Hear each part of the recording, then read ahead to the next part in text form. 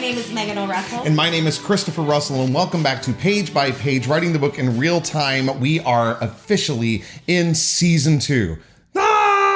Season 2, Episode 1. We have made it. We have arrived. We are back to Ella's story. Sorry that it took us a little bit. Megan was warring between two titles, but I think we've got it now, yes? Yes. Wait, are we talking about the titles before the chapter or after the chapter? After the chapter? Well, the way that you said it makes it feel like we should.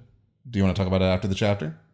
Why don't we reveal the title when you say like chapter 1 of, and then you can say the title. And then after the chapter, we'll talk about why I was stuck for so long. Okay. All right. I like the sound of that. Then do we want to start by introducing the surprise, surprise beer of the week? Sure. Just because I've already taken a couple of sips, so I feel like I'm lying. But we are starting with Golden Monkey, which is one of our tried and true from Pennsylvania, even though we were down here in Florida, which I'm not going to lie. Brittany was asking me, she's like, so how is it being in the cool down in Florida? Cheers. It feels great. I know, right? I mean, I will say one of the, Florida has its issues. Many. But one of the things that I like specifically about the way our building was created, because it is so hurricane safe. Yes. Is that when it gets super, super hot out, we don't get baked. No, we really don't. It's true. That's one of my favorite things about this little home in particular, is that even when it gets pretty brutal outside, if we keep all our windows closed, because everything is like white to the outside, white shutters, white curtains, all that stuff. Yep. We stay pretty cool. We do. It's true. The insulation is a phenom. Well, and I think that's something that I also feel lucky to have, because when the north gets hotter than us, their homes aren't built to stay cool in a lot of heat. Like, they're not built that way. So we have like this kind of architectural wonder of not getting overheated when it gets really awful out. But homes up north don't necessarily have that. It's true. Well, and it's similar. Well, not exactly. I was going to say it's similar when it gets cold down in Florida, which it does. In Orlando, it got cold during the winter. And I guess because of the insulation that we have against the heat, it also helps us with the cold. So yeah, I guess we are maybe a little bit better situated. Yeah. But I mean, heaven forbid, it does get incredibly hot out. Power grids aren't going to be able to handle it. Nope. So that said, Florida has its problems. So it just occurred to me that actually I should side quest and say this. Bubba is in rare form today. Oh, look, speak of the devil and he shall appear. He is really vocal, and I don't know why. I'm not sure why he's so vocal, so I apologize in advance. He's just feeling very needy. Apparently. Are you okay, Bubby? I love you. Oh, thank you. I'm getting licks. Okay. All right. So that's good. But it occurred to me that this last time on, good luck, because last time on was a full novel and a novella. So that's your job, right? Yes. Great. I'm going to sit over here and drink a beer. Ooh, I get my previously on music back. You do. Yes, you do get your previously on. Okay. Here's the problem. Here's another problem. All right. And see, we're figuring this out as we go still. Well, no, it's not a problem. Okay. It's a personal problem. Not a problem with how we've done the show. I've got a few of those too. I know, baby, I know. But the problem Sorry, by the way, we are actually putting up videos of this season. I promised Megan, and there's something in my eye. Sorry, continue. What? So, this is unfiltered stuff. What? Oh, there's a problem. Oh, yeah. So the problem is the way we always did it before. Yes. It was previously on or in Sketchbook of a Wayward Seer. Yeah, sure. But then do I say previously in Laureldale? Last time in Laureldale. Last time on Laureldale? Last time on Page by Page? I don't know. That's a good question. On your last visit to Laureldale. I tell you what, we're going to put this up to a vote. Okay, so we can't do last time on Sketchbook of a Wayward Seer because that's not what it is. Yeah, I mean, it works for today. Oh, hold on. No, Bob. We are back after a short stint of me rescuing our cat from eating hair off the ground because that is his favorite delicacy, and then we have to clean up the after effects. Okay, so back to where we were.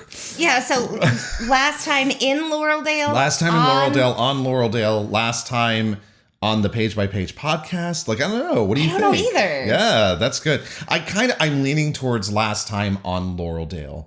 Like it's a television show on the CW, which is where it's going to go. Last time on Last Time on Laureldale. I don't know. Help us out. Your ass is up in Laureldale. Get your asses up. I don't know, but that's the thing. It was last time in fucking Laureldale. There we go. Keep it real. But I don't know.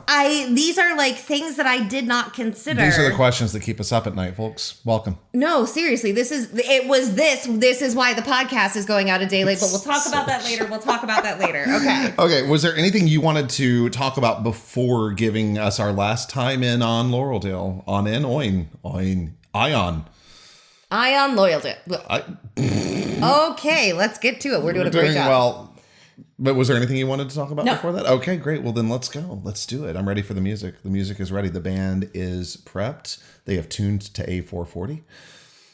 That's for the music nerds out there. Continue. Previously in the entire novel that was Sketchbook of a Wayward Seer. Our seer, Ella Day, has been orphaned and is sent to Laureldale to live with a witch that is a friend of her parents. I'm doing real well with the aphasia today. Look. This is going to be rough. It's going to be rough. Look, brain injuries are a bitch, and that's something, again, we don't hide on this podcast. Yep. So she has been adapting to life in Laureldale, making human friends at school, and a few Etherean, a.k.a. supernatural, friends in Laureldale as well. Whoa, pause. Not a.k.a. supernatural. That's kind of like one of those all of A is B, all of B is C, but not all C is B, right? Not all supernaturals are Ethereans, but all Ethereans are supernatural. Sorry, just wanted to clarify that just in case we have anybody just joining us for season 2. So some friends that are Etherean as well. Unfortunately, one of Ella's new friends demands that Ella help her locate a missing girl. Things go very wrong. Lots of shit happens. They find the girl's skeleton. Ella gets kidnapped. The kidnapper gets killed. And now we are here. I think to sum this up, in Laureldale Book 1, Sketchbook of a Wayward Seer, a bunch of shit happens. And now we're here. Well, really, like the things that we sort of are still moving toward. Yeah. Figuring out who the Watcher is. Well, we're coming straight out of Ella being kidnapped. Figuring out who the Watcher is. Who is it? Figuring out who the Watcher is. Figuring out what exactly happened to Clara. Like, we know where she was killed. We still don't know the why or the how, even, really. We still have a lot of emotional damage. We just know that Caleb. It's somebody who's really effed up because, why did I just censor myself? Whatever. Because they took her fangs as trophies. So that's like serial killer, sociopathic shit. So yeah. Yeah. Anyway. But those are sort of the things that we're dealing with right now, is we are dealing with Ella World, Laureldale, 1 week post kidnapping. I think it is also important and worth mentioning that there is a bit of a weird. There's not a love triangle, but there is at the same time. Does that make sense? Like, there's a kind of a love triangle happening right now. And no, this is not any kind of spoiler. But then there's also a weird extra point trying to turn it into this kind of rhombus-like thing. And yeah, what? With Caleb, Jason, and Evan. It's romantic geometry. It's romantic geometry because geometry is sexy. But isn't it awful if you think you're the third branch of a love triangle and you're not even in it? Like, isn't that kind of horrific? That's legit what's happening. Yeah, you're right. Like, it's... Oh, that's what's happening. Not even part of the shape, but you're so convinced you're in the running. Like, what the hell? Yeah. Mm-hmm. Mm-hmm. It's sad. It's sad. Okay. So, ladies and gentlemen, boys and girls of all ages, I am thrilled to present to you, at long last, Book 2 in Laureldale, titled Diary of a Blood-Marked Werewolf. Chapter 1, in 3 acts. Smack! An impressive sting filled my cheek as Haley Harper wound up to slap me again. Haley! Evan darted in front of me, grabbing her around the waist, pulling her back. Get off me, you dumb fuck! Haley elbowed Evan in the ribs, doubling him over, breaking his hold on her. 2 points to Haley. She charged right back at me. I raised my hands, ready to defend myself, but Jason Archer swept in, grabbing Haley's arms, pinning them behind her, holding her back with much greater efficiency than Evan had managed. A guy from school stopped 10 feet away from us, pulling his phone out to record, but Haley either didn't notice or didn't fucking care. "Do you think I'm an idiot?" True anger filled Haley's eyes as she glared at me. The only response my brain could formulate was, "I'd actually forgotten you existed until you hit me," and that seemed like a bad way to calm the hissy human, so I stayed silent as Haley's tantrum lured in the crowd for the opening act of the evening's entertainment. Welcome back to Laureldale, a small-town drama in 3 acts filled with unrequited love, evil machinations, minor bloodshed, and vaguely felonious acts, all packed into one Friday night. The setting, just outside the entrance of a food truck festival in an idyllic mountain town. The players, a small cluster of teens and a flock of random gawkers. Back the fuck off, Haley spoke through gritted teeth. I was so proud of my announcer voice. That was great. The announcer voice was fantastic. Thank you. Back the fuck off, Haley spoke through gritted teeth, her low volume pulling the gawkers closer. Take a breath, Haley, Jason said. Haley ruined the idyllic vibe, stomping on Jason's foot hard enough for 2 of the girls in the crowd to gasp. Another 2 points to Haley. Jason swallowed a grunt but didn't let go. I'm going to fucking ruin you. Haley said it like a soul-sworn vow, dragging an unfortunate laugh from my numb-ass self. Didn't you already promise that once? I asked. Bad, Ella. Are you trying to make things worse, Ella? I was aiming for forgiveness, you ungrateful whore, Haley shouted. I don't know why, but so badly I want to deliver that. I was aiming for forgiveness, you ungrateful whore. I don't know. She just goes oddly, insultingly Scottish at the end of it. What? You ungrateful whore. All right. I'm sorry for our Scottish listeners out there. You just suddenly want to beam up Scotty? I was aiming for forgiveness, Captain, but she's a fucking ungrateful whore. I apologize. You're doing such a good job. Sorry. Tell me, how do you like my Scottish accent? I'm kidding. I don't have a Scottish accent. I was aiming for forgiveness, you ungrateful whore, Haley shouted.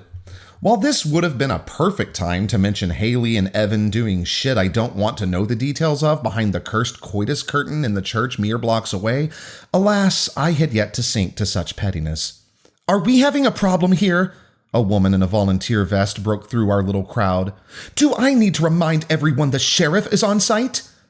Her parental-style scowl slid from me to Jason, then lingered on Haley for a moment before it hopped back to Jason with the realization that she'd just reminded the sheriff's son of his dad's work schedule, then flicked to me as the worse realization hit. Evan saved me, stepping between the volunteer and me, holding a slip of paper out to Haley. Here's your ticket. Haley shifted her fury to Evan. Are you fucking serious? Oh, fuck. I said I would get you a ticket to the food truck fest, Evan said. Here's your ticket. Beatriz, the other half of Haley's high school queendom duo, the half I'd had far better success avoiding, snatched the ticket from Evan's hand, smacked Jason away from Haley's arms, and looped elbows with her fellow self-proclaimed ruler like the Wicked Witches were taking their turn to skip down the yellow brick road. Come on, Hales. Io's always runs out of pomegranate sorbet early. Beatrice waved, and the gawkers parted, granting them a path toward the festival entrance where little lines of people waited to have their tickets checked. The duo took 2 steps before Beatrice paused, making Haley stop behind her. Nope, just kidding, beside her. The duo took 2 steps before Beatrice paused. I can't talk today. The duo took 2 steps before Beatrice paused, making Haley stop beside her as she looked back at Evan. Have fun taking your turn with the town's shiny new toy. Make sure you sanitize before passing it along. Evan turned red, Jason turned redder, Paige appeared from nowhere, whisper shouting at Beatrice and Haley with such efficiency I couldn't even make out her words over my laughter. And I just kept laughing as the volunteers shoot off the gawkers, Paige edged toward proper shouting, Evan begged Haley to calm down, and Jason led me back to my designated evacuation point for the night because what the fuck? What the fuck? Why the fuck? I'll even throw in how the fuck, because it had only taken me 4 minutes of freedom to be literally slapped by drama. Drama that hadn't gone unnoticed by Kate, who leaned against the railing of the Argo's porch, craning her neck, trying to get a better view of me standing all of 20 feet away from her.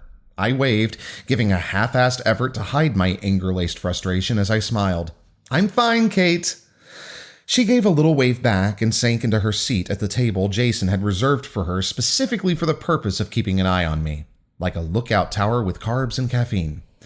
At least Kate had promised not to interfere unless actual danger occurred.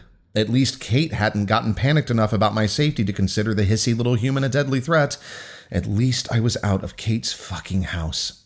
"Ella," Jason said my name, pausing for a beat, giving me a chance to recognize his voice before touching my shoulder and stepping around to stand in front of me. "You okay?" Fuck that fucking refrain.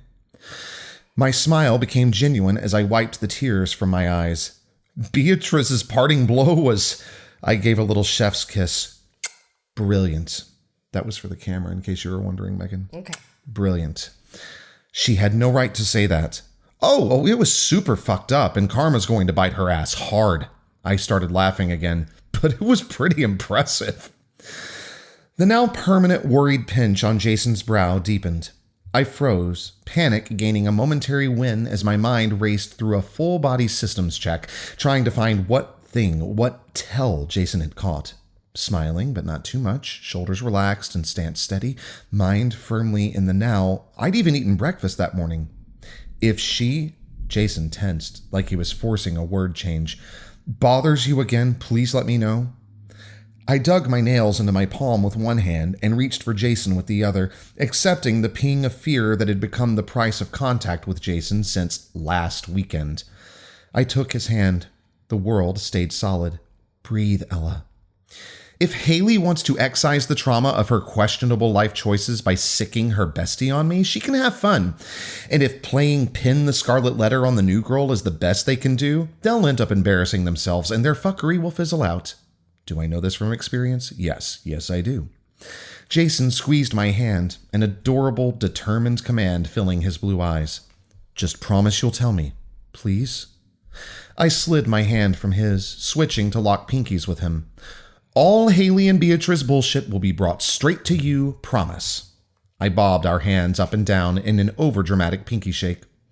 That brought a hint of a smile from him, but it vanished before I could tell if the smile had been real. Ella. Evan took my shoulders as he spoke, not giving me a warning like Jason had, spinning me to face him, yanking my pinky from Jason's. I'm so sorry. I told Haley I'd get her a ticket. I thought she understood. Evan shifted his hold on me, gripping my hands. I'm here with you. The plan was always to give Haley the ticket and part ways. I was trying to smooth things over. A laugh bobbed in my throat, but Paige knocked Evan aside, making me miss that brief, beautiful moment when everyone had carefully avoided breaching the sacred personal space that was my Ella bubble, threading her arm through mine, linking us together the same way Beatrice and Haley had for their parade away from Evan's aura of drama. But Evan was technically my date, so he and his drama aura followed as Paige led me back toward the entrance of the food truck fest to wait for the rest of our group, or more accurately, the rest of my flock of mostly useless bodyguards, who, just like the mostly useless volunteer guards stationed around the park, were more for emotional comfort than actual security. The orange-vested packs of Laureldale parents patrolling the perimeter of the park, stopping every departing minor, making sure they were choosing to leave the park with their party and weren't, in fact, being kidnapped, might look great on the evening news, but when paired with facts, the rush order of orange volunteer vests was just one more in a line of cobbled-together, useless precautions shoved into place since last weekend. Paige pulled out her phone, checking her texts. Sydney and Andre should be here any minute. Great, I said, nailing an appropriate response. Yay, Ella! Paige's eyes widened as she blinked at me. Right. Fuck. Right. Phones don't bite, Ella. Get your shit together or you'll get dragged back to Kate's, Ella. I slid my brand new phone from my pocket. Nothing. No updates, I said. Right. Our quartet lapsed into a prickly silence, the sounds of everyone around us chattering somehow making that social anxiety feel of nails on a chalkboard dragging through my sternum worse. But you promised me cotton candy! I hate that little shit kid. Sorry. It's probably sticky. Well, because I know that kid. We all know that kid.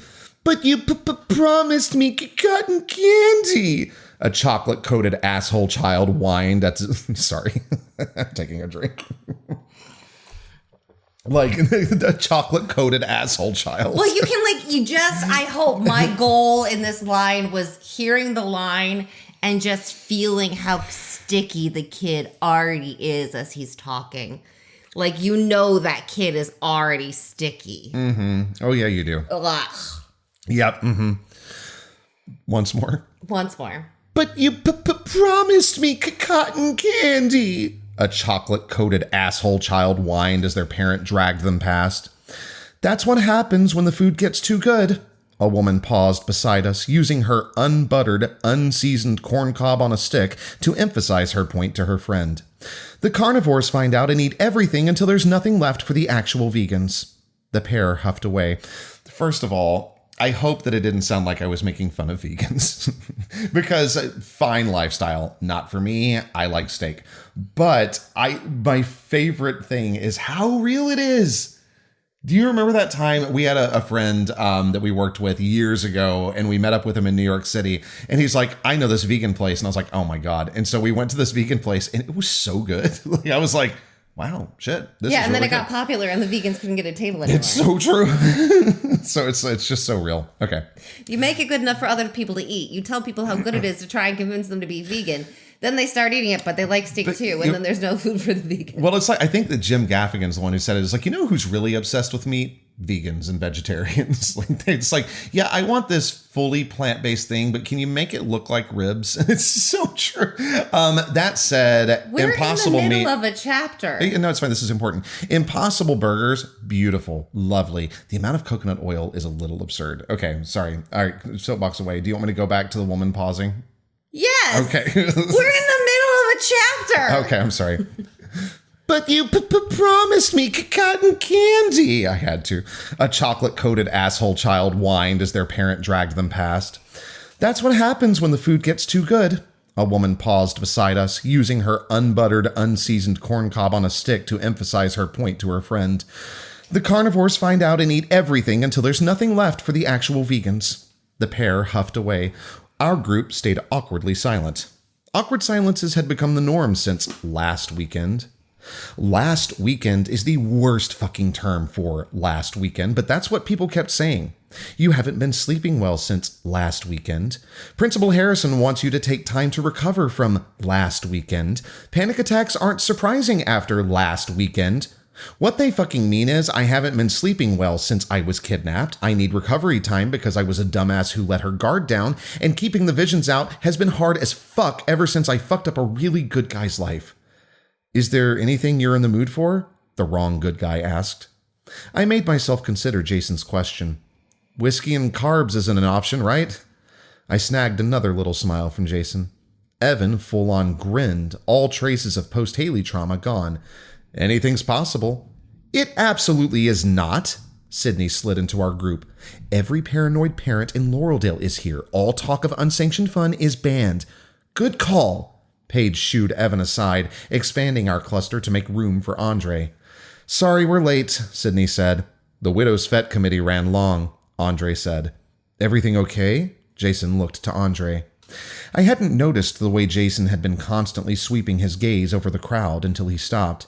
Some people find it hard to agree to what's best for them, Sydney said. Best can also be subjective, Andre said. Speaking of best...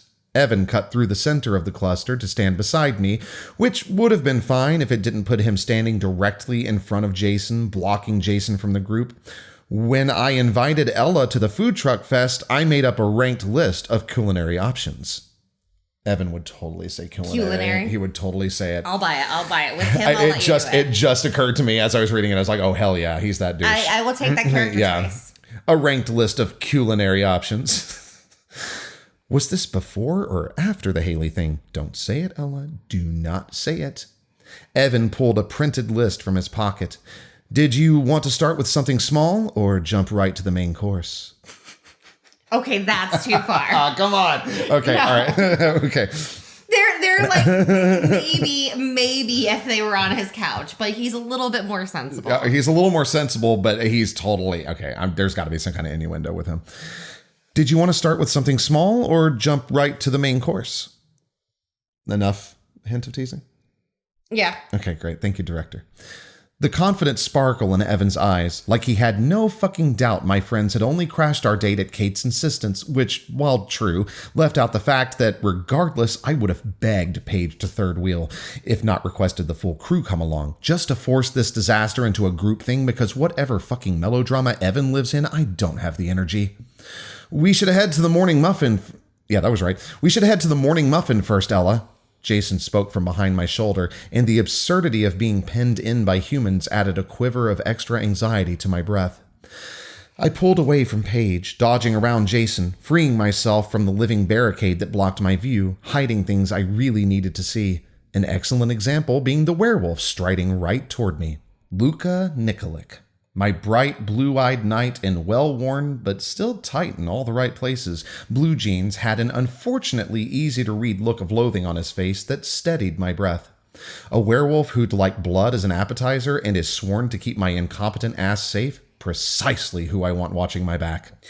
Even though I'd never technically met Luka, his presence brought all the comfort my suffocating human squad tried so desperately to provide. Even the way he dragged his cold glare over each of my friends as though searching for a threat and finding each of them disappointingly lacking eased the muscles between my shoulder blades. Hey, Ella. A trace of warmth crept into Luka's eyes as he lifted his chin in greeting rather than reach for my hand. Oh, my personal bubble. Thanks, Vi. Luka. Jason stepped just slightly in front of me, placing himself between me and the big bad wolf, or, in Jason's head, the potentially dangerous degenerate. Jason held out his hand. Nice to see you. All warmth vanished from Luka's eyes as he sneered in a way highly reminiscent of a snarling dog. Paige swallowed a little whimper. Fuck. It's been a while. Andre slid in front of me, nudging me back, placing himself beside Jason, clapping Luka on the arm, a daring-ass fucking move even without the werewolf thing. Luka's attention stayed fixed on Jason as something close to satisfaction turned his sneer into an even more terrifying human-style grin. Fuck. The sheriff's own son watching out for Ella. Luka took Jason's hand. Fuck. Jason's neck tensed, but he didn't flinch as Luka squeezed, way too fucking hard I'm sure, his hand as they shook. Didn't know any archers cared about the safety of Laureldale's girls, Luka said. Jason paled, Luka's grin grew, everyone else looked caught somewhere between wanting to run and worried they'd pissed their pants. A potential problem for me as the root of everyone's teeth-grating tension spawned from different places, different versions of the truth, all colliding on one very specific subject. But none of these people knew what I knew, and they could never know what I knew. And I couldn't get to the people who could know what I knew, so I hadn't been able to start digging through this awful fucking mess, which bred this fucked up certainty that even if they didn't know they were doing it, the people huddled around me were all just waiting for the penny to drop and me to shatter, which they were probably fucking right to be doing, stewing the anxiety of being constantly watched into a boiling blend of carefully crafted bullshit that made my muscles itch from standing still. You can't run away. Don't run away. I can fucking amble away. I turned toward the festival entrance. We're all here, so let's head on in. My voice came out way too chipper, but I couldn't spare the effort to care as I aimed for the 4 ticket takers blocking our path to foodie nirvana. At least that was what Evan had promised, and based on the luscious scents filling the crisp fall air, I could trust his taste in food significantly more than I should ever trust his fickle heart. Wandering lust? Less than choosy phallus? Indiscriminate? Be nice, Ella. A hand touched the back of my waist. I didn't flinch. I should have fucking flinched. But someone in a crowd touched me, and in my head it was Jason, and Jason clearly meant safe. Anyone could have been touching me. I took 2 steps before bothering to glance back to see who had their hand on me, guiding me from behind. My heart knocked into my throat, settled back into place, then plummeted into my stomach, all in the same heartbeat. First, as terror screamed, "Not Jason!" Then in relief from realizing it was Evan touching my back, then self-loathing because I'm a dumbass fuck who should be aware of her fucking surroundings. Fuck. Our tickets are both on my phone. Evan kept his hand on my back as he moved to stand beside me in line. There will be maps right inside so you can check out the choices.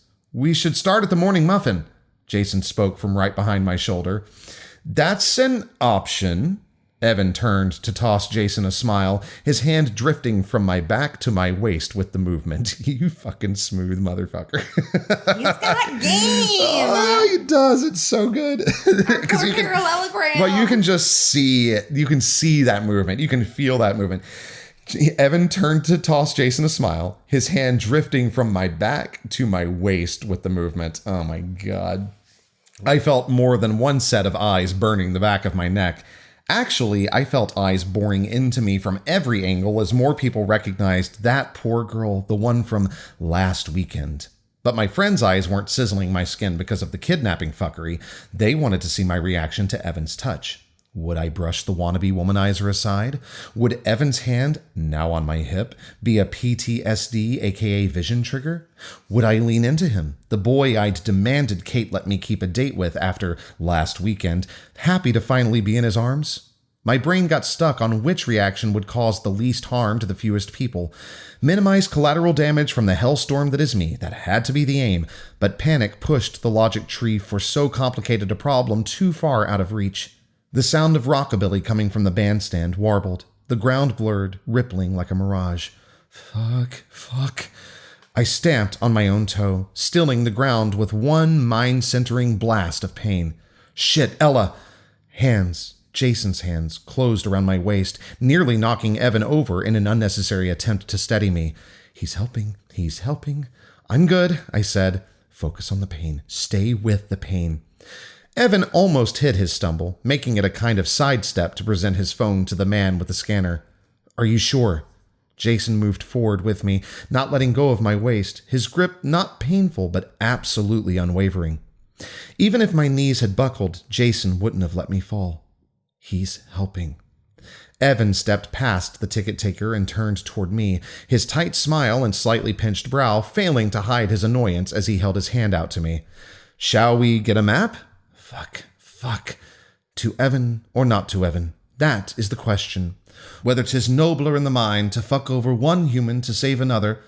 An inhumanly strong arm wrapped around my shoulders as Luca nullified my ethical dilemma by pulling me away from Jason and past Evan, leading me straight down the center path of the park. I'd only been in the park with a crowd once before, and that carefully wrangled funeral crowd was nothing like this. A horde of kids with tutus sticking out from under their coats clumped together, their parents doing last-minute makeup checks. Tents selling food, because the food trucks surrounding the park weren't enough, lined the paths, tucked between booths filled with crocheted stuffed animals, prints of mountain vistas, artisan soaps, and small woodland creatures sculpted of plastic utensils because why the fuck not? Couples roamed, enjoying the evening. Parents herded their children, keeping them close. I wondered if the parents would have kept their kids as close before last weekend. I wondered if they understood how little their protection would mean against the true dangers of Laureldale.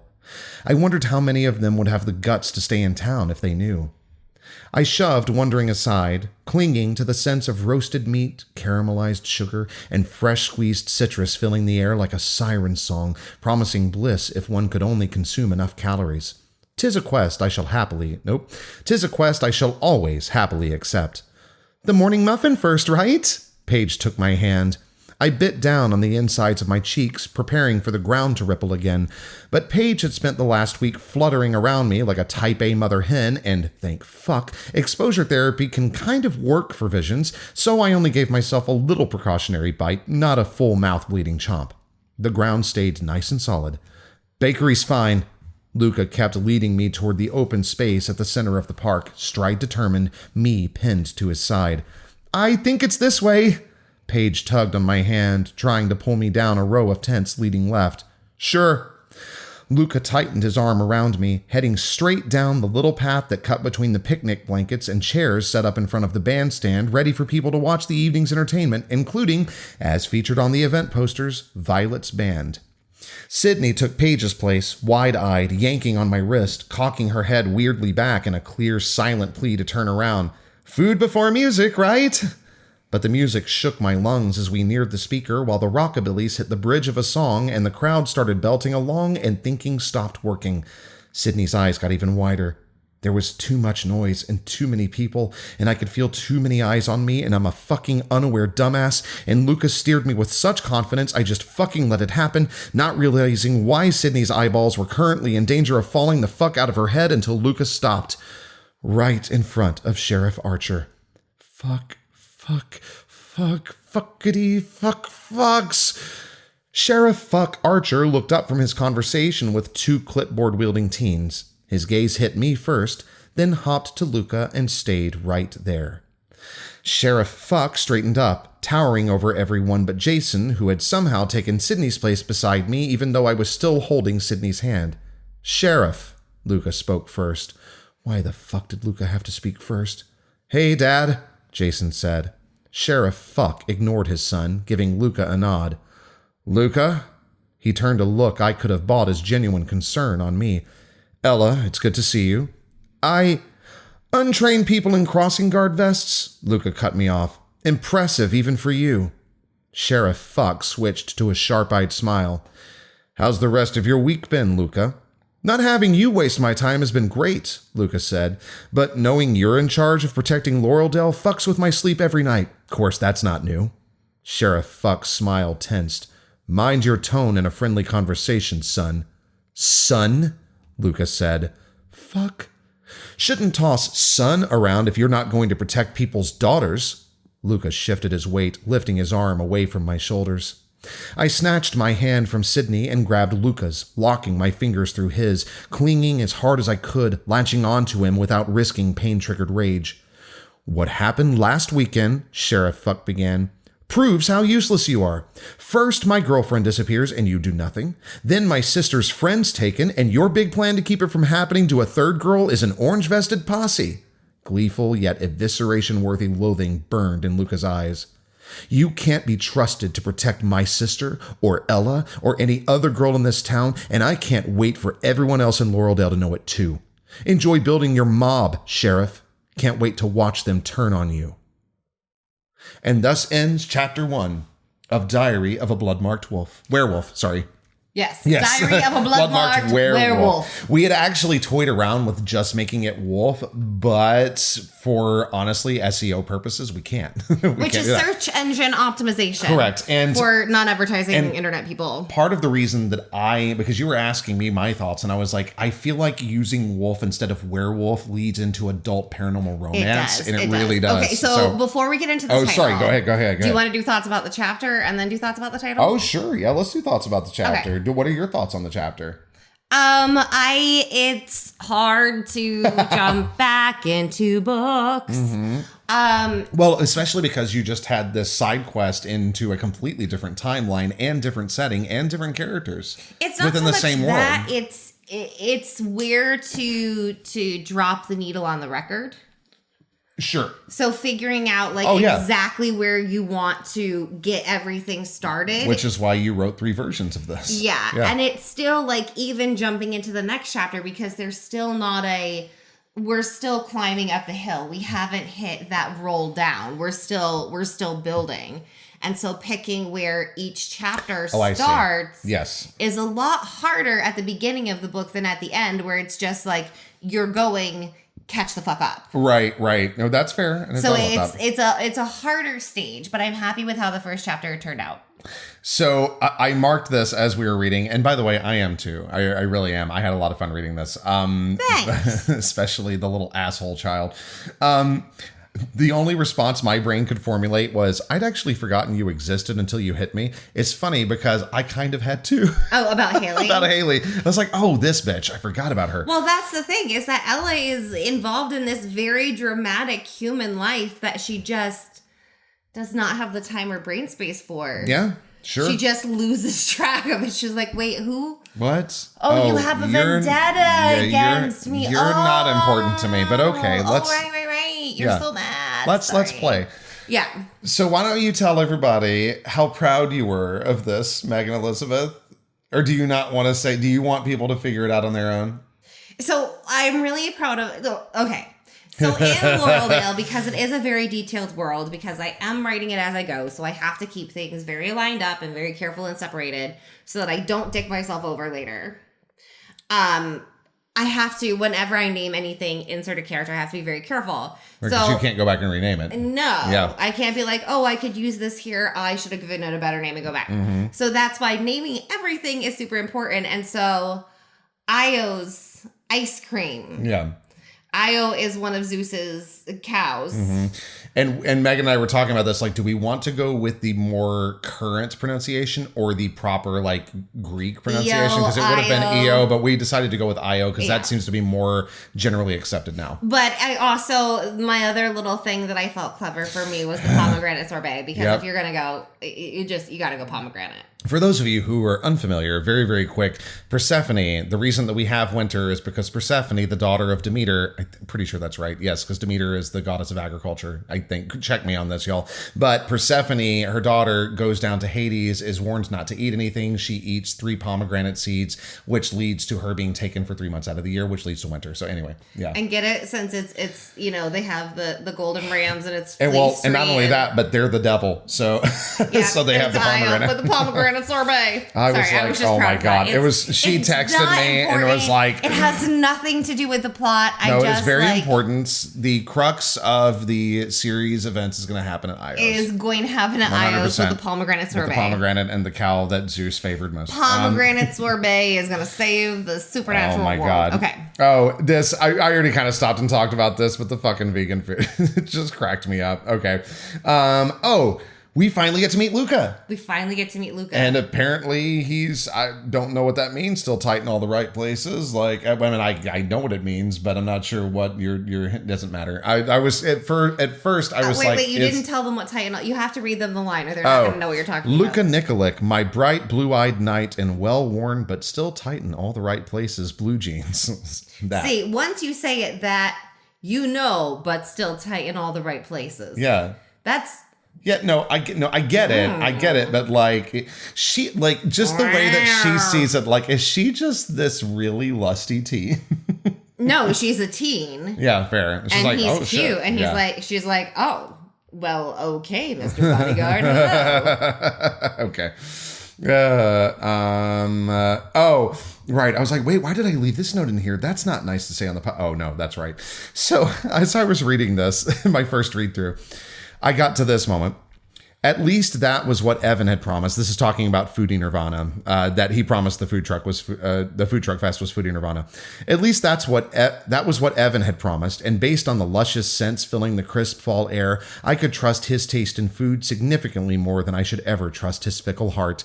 I immediately commented, this feels a little out of voice for Ella. And then I read Wandering Lust, Less Than Choosy Phallus, Indiscriminate, and I went, oh, found it. It was so funny. I was like, oh, I'm very proud of Indiscriminate. Indiscriminate. So good. Less Than Choosy Phallus? Indiscriminate. Yes. Evan, our tickets are both on my phone. I was like, oh my God. Just like, I've got your ticket, honey. I've got you taken care of. Like, yeah. And also it's a little bit of a power play too of like, I have your ticket, so you have to be with me. Not that that's what he's trying to do, but it is a little bit of like he's establishing himself as like, I'm the unit with her, not the rest of you. He's definitely a fucking unit. All right.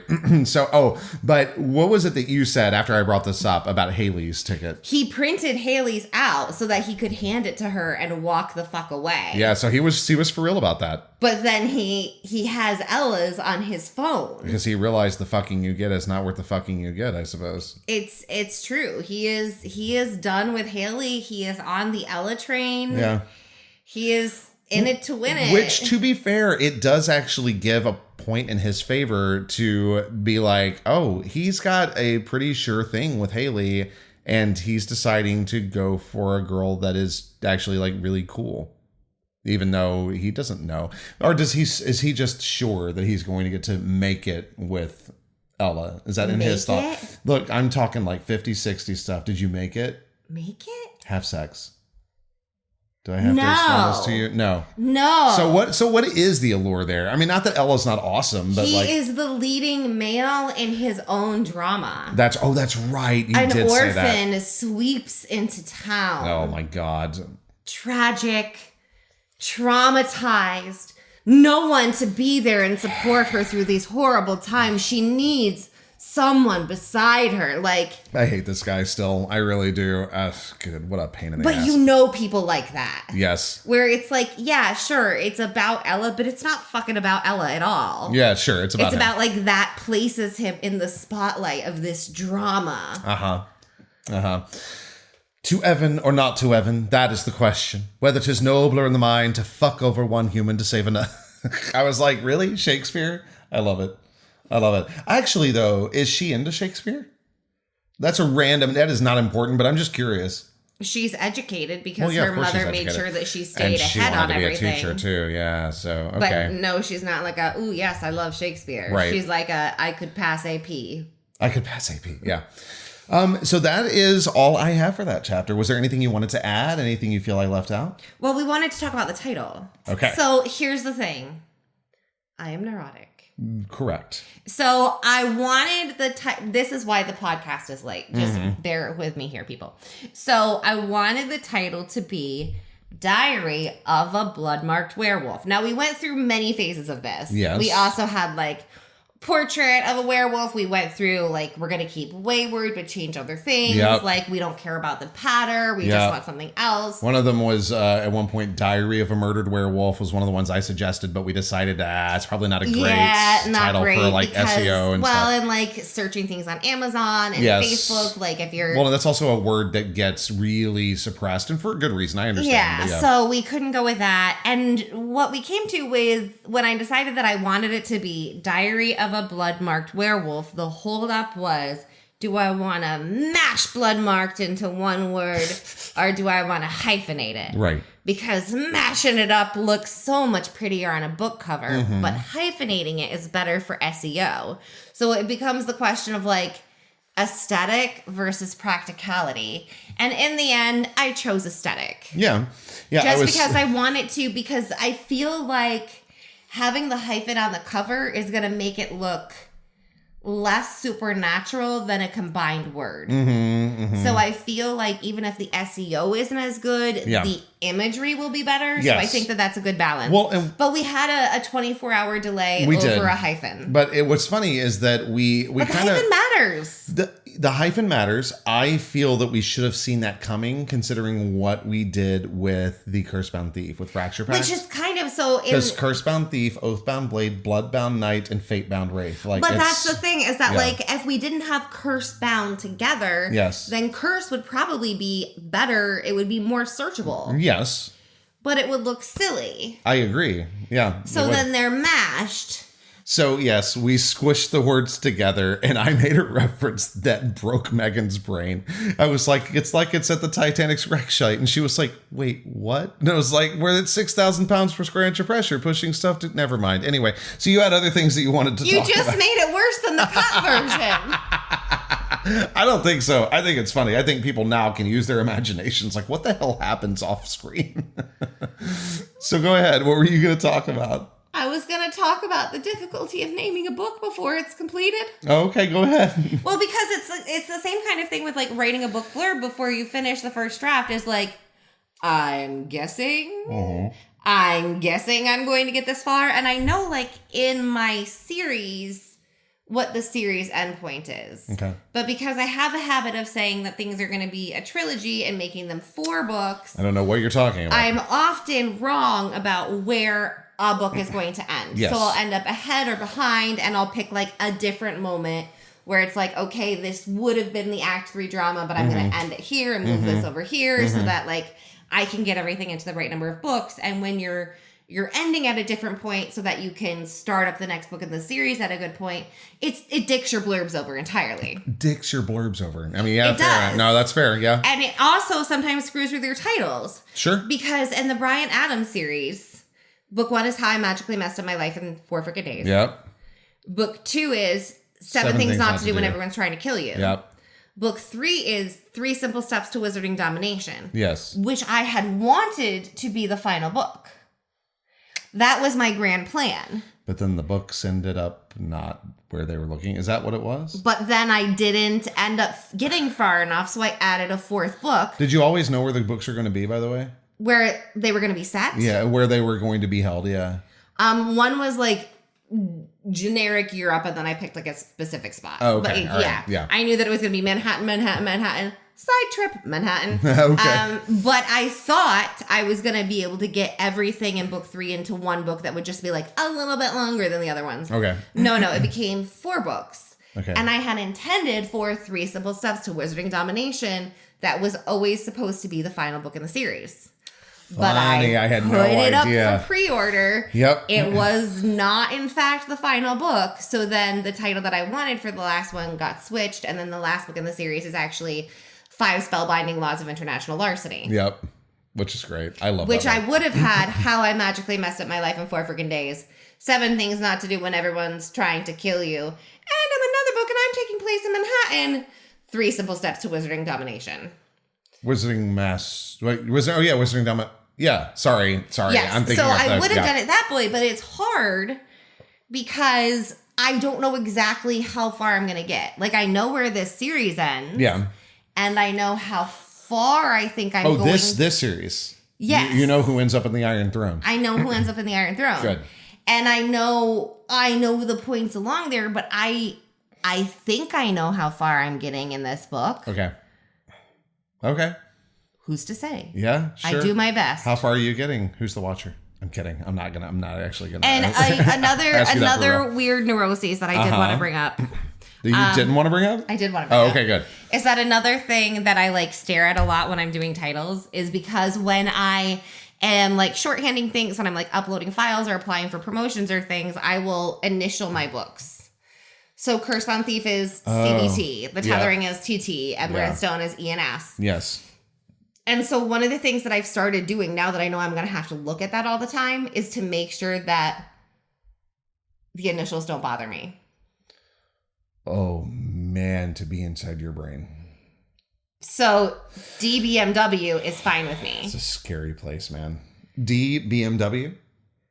Yeah. So she's driving the BMW? Diary of a blood-marked werewolf. Driving a BMW. But just BMW wouldn't work. I couldn't do that.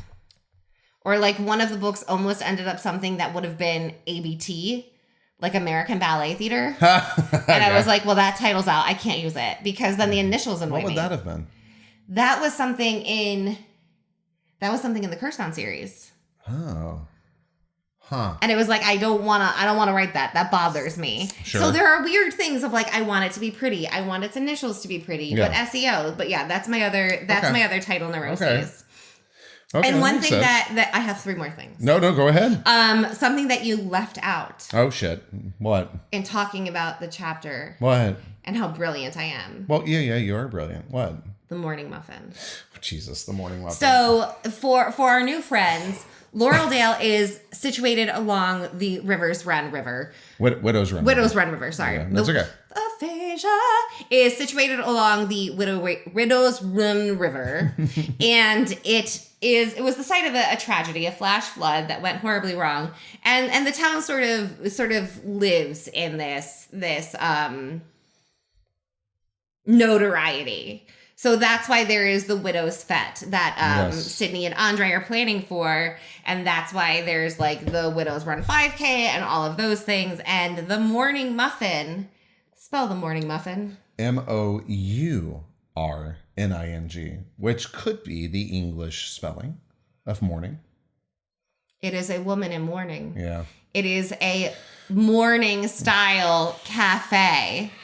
So it is all like black and lace and all those things, but it's all muffin. So it is the morning muffin. And that's one of those things where it's like in audio, no one's ever going to get it. Like when eventually, hopefully an audiobook of this goes out someday far in the future. Yeah. They're never going to get the joke that it's the mourning as in a time of grief muffin to go along with the theme of the Widow's Fete and everything else in town, but it brought me joy. I am pulling an Ella right now. I'm biting my lips together. I'm just letting you know.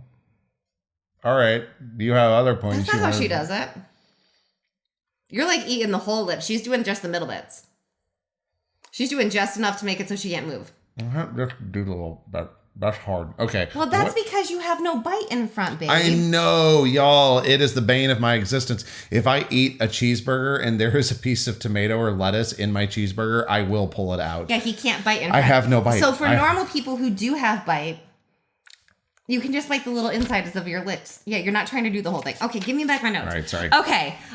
There are two more things that I wanted to mention. First of all, for the event schedule, there is a new post up on Substack that has more about my event schedule in it, and Chris will link that in the podcast notes. And I will do that. Also, I am starting to already find out some of the panels that I'm going to be on at Dragon Con. Yes. I can't announce anything yet, but I'm already really excited about things. It's going to be great. So if you're in the Atlanta area, check out Dragon Con because I will be around there. Also, this is for my Substack people. Yes. So for my Megan O'Russell newsletter, that is usually on like a different mail server. It's MailerLite.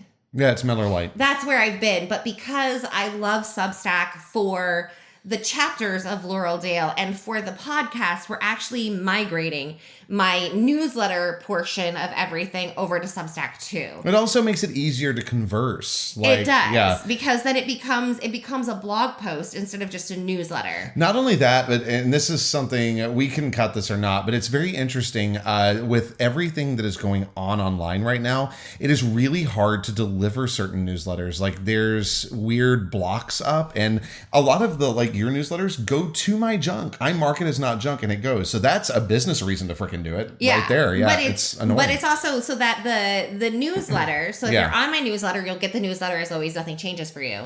But if you're one of my Substack people and you just want to check out the newsletter post like it's a blog and comment on it or any of that stuff, all of that is going to start to be available on Substack. So if you aren't a Substack person, we do still have the just page by page and Sketchbook of a way or not. Laureldale things. Oh yeah. It's Laureldale. now it's now under the Laureldale umbrella. Period. Yes. Yeah. Oh wow, we graduated. Congratulations. It's like evolving a Pokemon. Sideways. Anyway, so that's all going to be there. So there's going to be a different little segment of the newsletter of my Substack that is going to be the other newslettery type stuff. That's going to have things like more details about upcoming events, news on book releases that are not Laureldale related, all of those things. So if you want to see that on Substack, then you can click the little button and then you'll get those notifications from Substack along with everything from page by page. Yeah, that's great. I'm really excited about Substack. It's great. It's an awesome place. I'm really excited too because a lot of times when I send out newsletters, I'll get a couple of emails back. Yeah.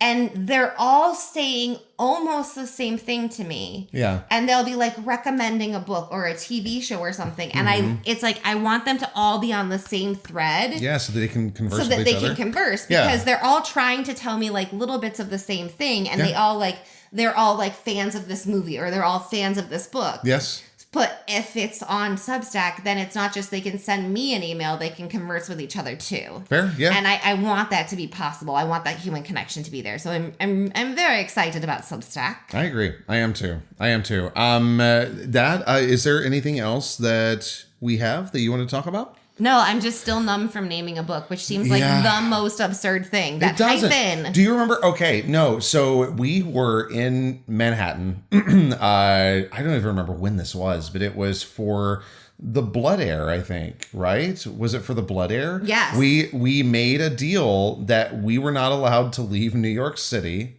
that day. I think we must have been driving up from Pennsylvania. No, there was a train. And we could not get on the train until we named that book. And there was the last train leaving town. Yeah, and so we had to name the book. And we ended up naming it The Blood Heir. And that is the 4th book in the Tethering series, Megan's first published series. So yeah. So no, naming a book is hard, man. It is hard. It's hard. Yeah, and that was even when you didn't have to make sure that it absolutely matched everything that was coming because you got to edit shit. You know? Yeah, the whole choosing everything in advance is It is. All right. So you need to get back to writing. No, I'm kidding. You don't have to get back to writing. You can no, you're good. That's the sad face. No, you're good. It's late. No, you relax. But before you relax, can you do me a favor? Can you tell them where to find us? Find us on Substack. You can find us on all of your favorite podcast platforms. Please do hit that subscribe button. Yes, please. Like, rate, comment, all those things that you can do that tell the algorithms that you like our podcast and that it should share the podcast with more people. Also, do check out the Substack. Hop on over, comment, have fun with us. We hang out. It's great. Yeah. And thank you for joining us for season 2, episode 1. I know. I can't believe it. Page by Page podcast. And as always, The Laureldale series. thank you for reading.